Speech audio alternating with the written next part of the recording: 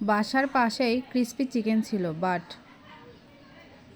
ফার্স্টে সেলফি না নিয়ে আমি গুড ফুড গুড মুড নিয়ে ভিডিও করা শুরু করে দিলাম। ভালোই লাগলো, এত ভালো ভালো খাবার ছিল আমার হাতের নাগালে, কিন্তু আমি কখনো জানিই না। আমার অজান্তে এনারা ভাবছিল অনেকবার এসে এখানে খেয়ে গিয়েছে, যেটার গন্ধ বাতাস আমি পাইনি। তাই হঠাৎ করে ওই দিন সারপ্রাইজিংয়ের মাধ্যমে ভাবছিলে নিয়ে আমাকে এখানে গেল। উদ্দেশ্য ছিল ওর পিসির বাসা, তো পিসির বাসাতে যাব, যাওয়ার আগে হালকা একটু খানা দানা করে গেলেও তো সমস্যা নেই।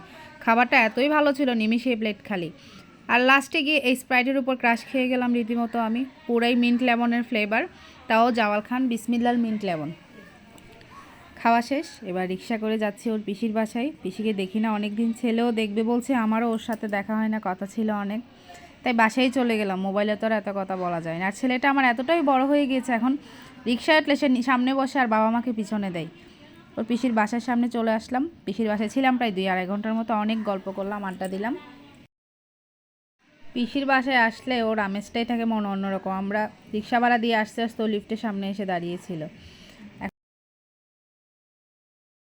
ওর পিসির হাতে জাদু আছে, যেটাই দেয় না কেন পুরো প্লেট খালি হয়ে যায়। ও কাসুন্দি দিয়ে পেয়ারা মেখে দিয়েছিল আমাদেরকে, এতটাই মজা হয়েছিল, 3জন মিলে নিমিশেই প্লেট খালি করে দিলাম। এবার চলে যাচ্ছি, পিসিমণি থেকে বিদায় নিয়ে নিচ্ছি। আবারও আমরা নিচে নেমে এবার রিক্সার জন্য অপেক্ষা করছিলাম। প্রায় 10টার মতো হয়ে গিয়েছিল, রাস্তাঘাটও ফাঁকা হয়ে গেছিলো, বন্ধের দিন ছিল। আর আকাশের চাঁদটা দেখুন কতটাই না সুন্দর ছিল। Thanks for watching, no mood today, tata.